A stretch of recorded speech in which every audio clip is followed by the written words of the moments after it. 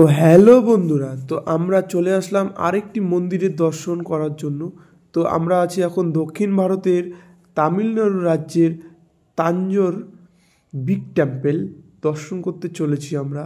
তো এটি বৃহদেশ্বর মন্দির নামে প্রতিষ্ঠিত। এটি ইতিহাসের পাতায় অনেক নাম রয়েছে। এই মন্দিরটি পুরো গ্রানাইট পাথর দিয়ে তৈরি। এই মন্দিরটি 1000 বছরেরও বেশি পুরনো। মন্দিরটি হলো দেবাদিদেব মহাদেবের লিঙ্গ প্রতিষ্ঠিত রয়েছে এখানে। হর হর মহাদেব। তো আমরা ভিতরে প্রবেশ করছি, দেখতে পাচ্ছেন গেট দিয়ে এন্ট্রি হচ্ছে আমাদের। এখন আমি ভিতরে প্রবেশ করে তোমাদের সব কিছু তুলে ধরবো এবং ডিটেলসে বলবো এক এক করে। তো আমরা মন্দিরের ভিতরে এখন প্রবেশ করছি, দেখতে পাচ্ছেন সকাল এখন বাজে 5:30। তো এই 5:30টার সময়ে দেখতে পাচ্ছেন কত ভক্তবিন্দুরা দর্শন করার জন্য লাইনে দাঁড়িয়ে আছে। ভিতরে গিয়ে সব দেখাচ্ছি আমি, চলো ভিতরে যাওয়া যাক। তো মন্দিরের দেখো কারুকার্যগুলো এত সুন্দর, এত নিখুঁতভাবে শিল্পকলা করা রয়েছে। এই গ্রানাইট পাথরের উপরে এত সুন্দর শিল্পকলা করা খুবই সোজা নয়, খুব কঠিন। এই গ্রানাইট পাথরের উপর যে শিল্পকলা রয়েছে, গ্রানাইট পাথরের উপর শিল্প করা খুবই কঠিন। তখনকার যুগে যে দক্ষ শ্রমিক বা শিল্পকলাকার ছিল, তো তারা খুবই ট্যালেন্টেড ছিল।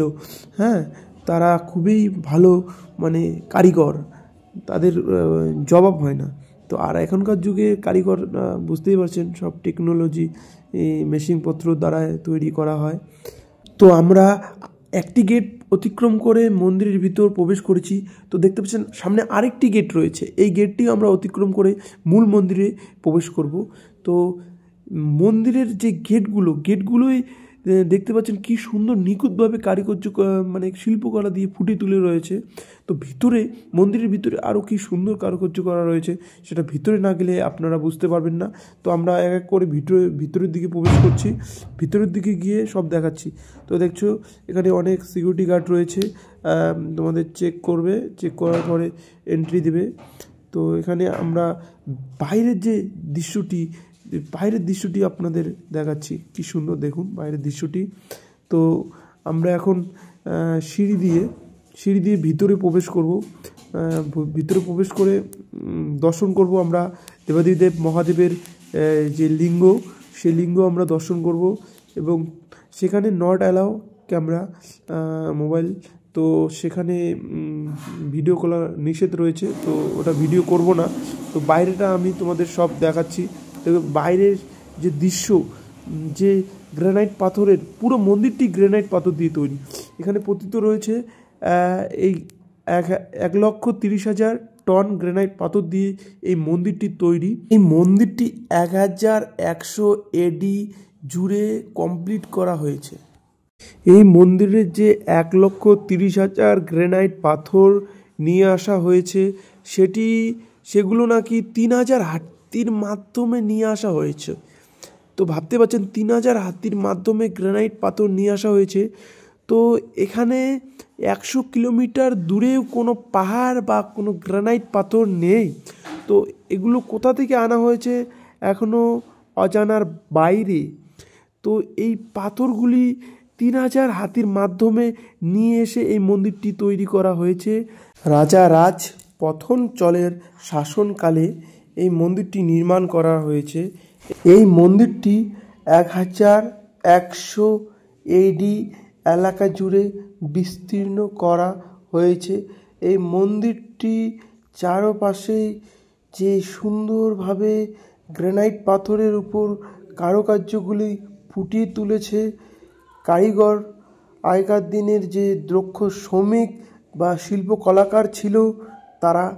তো আমরা এখন মন্দিরের ভিতরে প্রবেশ করতে চলেছি বন্ধুরা।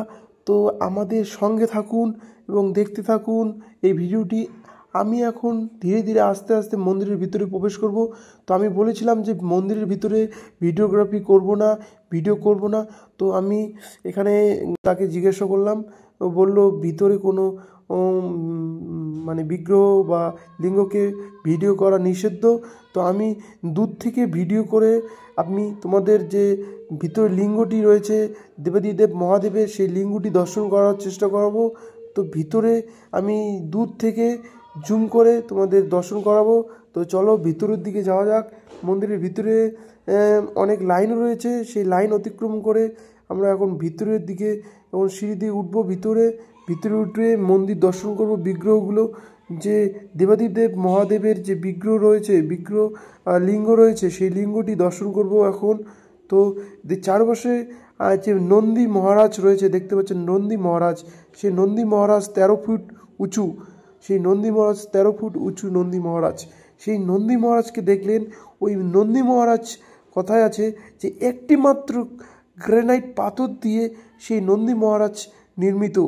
এই একটি মাত্র গ্রানাইট পাথর দিয়েই তৈরি, কোনো রকমের সেখানে সিমেন্ট বা কোনো ইয়ের মাধ্যমে জোড়া দেওয়া নেই। তো যে মন্দিরের যে মেন চূড়া, যে মন্দিরের যে মেন চূড়া, তার দেওয়ালে দেখতে পাচ্ছেন কী সুন্দর কারুকার্য। যে মন্দিরের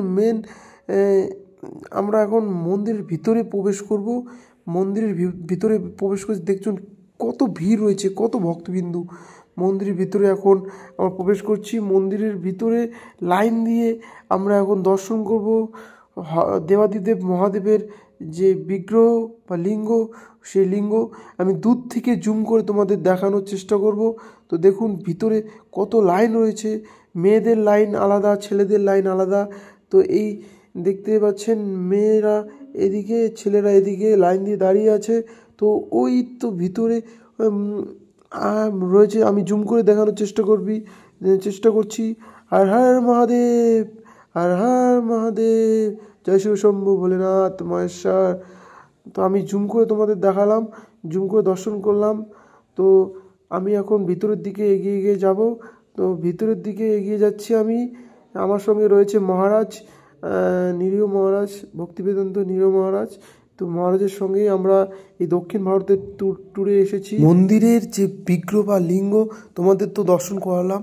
দেখতে পাচ্ছেন কি সুন্দরভাবে এখানে দেওয়ালের চারদিকে একদম কোনো নিখুঁতভাবে, কোনো সব এক সমান নিখুঁতভাবে কার্যকলা বা শিল্পকলা ফুটিয়ে তুলে রয়েছে। সেটা কোনো 19-20 নেই, সব এক সমান। যে বিটগুলো রয়েছে সব এক সমান। তো এটাই আমি বললাম। তো এখন দর্শন করে আমি বাইরে চলে আসলাম। সাউথ স্টাইলে যে টিকা হয়, সেই টিকাটা লাগিয়ে নিলাম। ওখান থেকে পুরোহিত মশাই দিলেন। তো ওইটা লাগিয়ে বাইরের দিকে আমরা এখন আসছি। বাইরের দৃশ্যটা এখন দেখাবো। বাইরে যে বিভিন্ন যে গ্রানাইট পাথর দিয়ে নির্মিত সেই বিভিন্ন মন্দির রয়েছে পাশে আরও, সেই মন্দিরগুলোতেই আমরা যাব।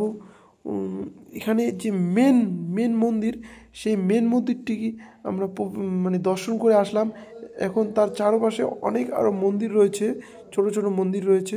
সেই মন্দিরগুলো আমরা এখন দর্শন করব। তো আমাদের সঙ্গে থাকো এবং দেখতে থাকো, ভিডিও স্কিপ করবেন। তো বন্ধুরা, মেন মন্দিরের যে চূড়ার উপরে কলসটি রয়েছে, সেটি 80 টন ওজনের সেই কলসটি রয়েছে। সেই কলসটি একটি মাত্র গ্রানাইট পাথর দিয়ে তৈরি করা হয়েছে, সেটি 80 টন। সেই 80 টনের যে কলসটি রয়েছে, সেটি উপরে তোলার জন্য 6 কিমি দূরত্বের একটি রোম তৈরি করে 1000-এরও বেশি শ্রমিক এবং পশুর মাধ্যমে তোলা হয়েছে। তো ভাবতেই পাচ্ছেন তাহলে তখনকার দিনে কোনো ক্রেক বা মেশিন বা যন্ত্রপাতি ছিল না। তো তবু সেটি কীভাবে তুললো এই মন্দিরের আরও বিশেষত্ব রয়েছে। এই মন্দিরটি কোনো রকম মাটি না খুঁড়ে এটা মাটি উপরেই তৈরি হয়েছে। এই মন্দিরটি কোনো বিট নেই। এই মন্দিরটি মাটি না খুঁড়েই তৈরি করা হয়েছে।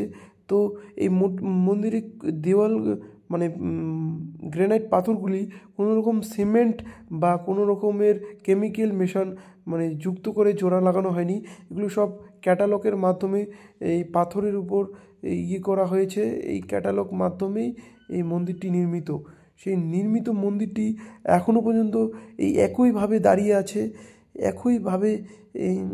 দাঁড়িয়ে আছে সেই মন্দিরটি। দেখতে পাচ্ছেন ইতিহাসের পাতায় এই মন্দিরে অনেক রাম রয়েছে এই মন্দিরের। তো বন্ধুরা, তোমাদের এখন আমি একটু সিনেমেটিক শট দেখাচ্ছি, দেখে নাও সিনেমেটিক শট। তো সূর্য উদয় হবে আরেকটু পরে, সূর্য উদয়ের দৃশ্যটি তোমাদের সামনে ফুটে তুলবো, তো দেখো।